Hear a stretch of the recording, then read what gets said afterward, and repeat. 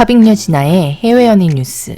오늘 준비한 소식은 래퍼 카디비와 오프셋 부부의 소식입니다.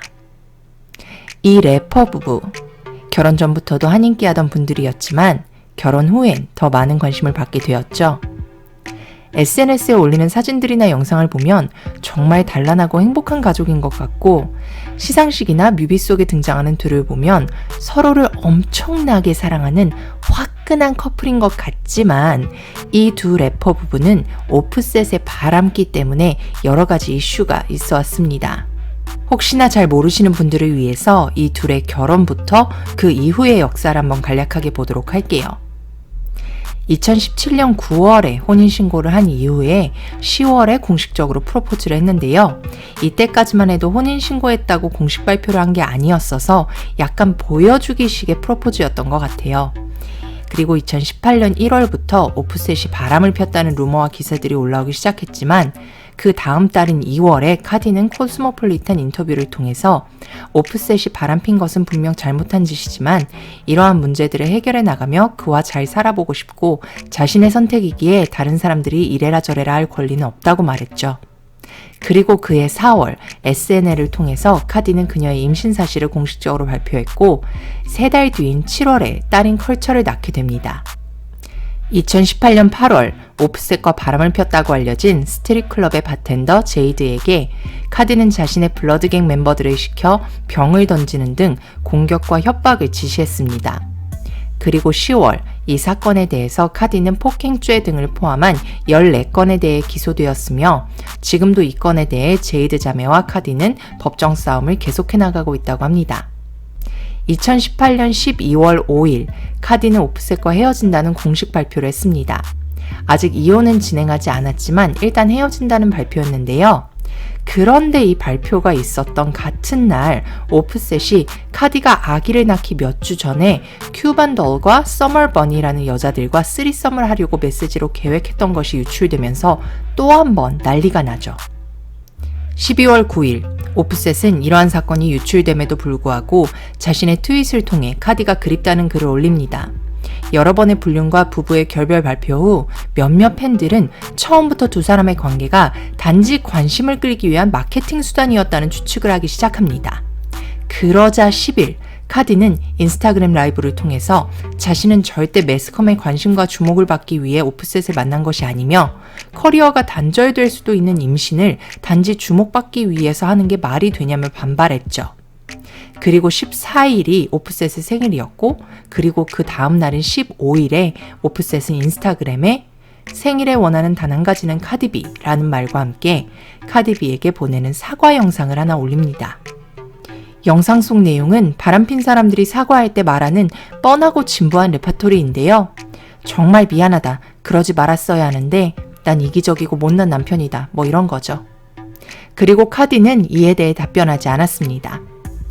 하지만 이 영상의 코멘트에 많은 댓글들은 오프셋을 비난했고, 바람기 어디 안 간다 부터 카디비 좀 그만 괴롭히고 그만 좀 해라 같은 내용이 많았습니다. 그리고 12월 16일 롤링 라우드 페스티벌에서 카디의 공연이 있었는데요.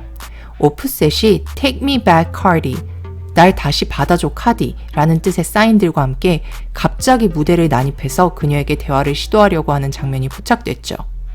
카디의 반응도 차가웠고 대중의 반응도 차가웠으며, 오프셋은 결국 그 사인들을 가지고 무대를 내려갔고 카디도 무대를 마무리했습니다. 공연 후에 카디는 인스타 라이브를 통해 입장을 밝혔는데요. 오프셋이 노력하는 것은 보이지만 아직은 관계를 회복하는 데 시간이 많이 걸릴 것 같다고 말했습니다. 그리고 그 이후 2019년에는 한동안 잘 지내는 모습을 보여줬죠. 이혼은 결국 안 했고요. 그런데 2019년 12월 그가 또 한 번 바람을 피려고 시도했다는 소식이 전해지면서 충격을 줬습니다. 그것도 예전에 이미 바람 폈었던, 지금도 아내인 카디비와는 법정 공방을 이어나가고 있는 제이드에게 추파를 던졌다는 소식인데요. 정말 정신을 못 차리는 것 같네요. 자세한 내용은 이렇습니다. 2019년 12월 2일 인스타그램을 통해 제이드는 한 영상을 올렸는데요. 그 영상은 오프셋이 제이드에게 이 영상이 올라가기 12시간 전인 새벽 1시 36분에 DM을 한 것을 찍어 올린 영상이었습니다. 그 메시지에는 Miss you for real. 네가 진짜 보고 싶어 라고 써보냈죠. 그리고 이 영상과 함께 제이드는 이런 내용을 포스팅합니다. 네 아내인 카디비는 아직 형사사건으로 나와 소송 진행 중이야. 왜 나한테 DM을 보내면서 카디를 무시하니? 내가 아직 폭로하지 않은 게 많지만 그럴 만한 좋은 타이밍이 곧 있겠지. 이제 내가 폭로의 여왕이 될 거고 그걸 뒷받침할 증거도 올릴 거야.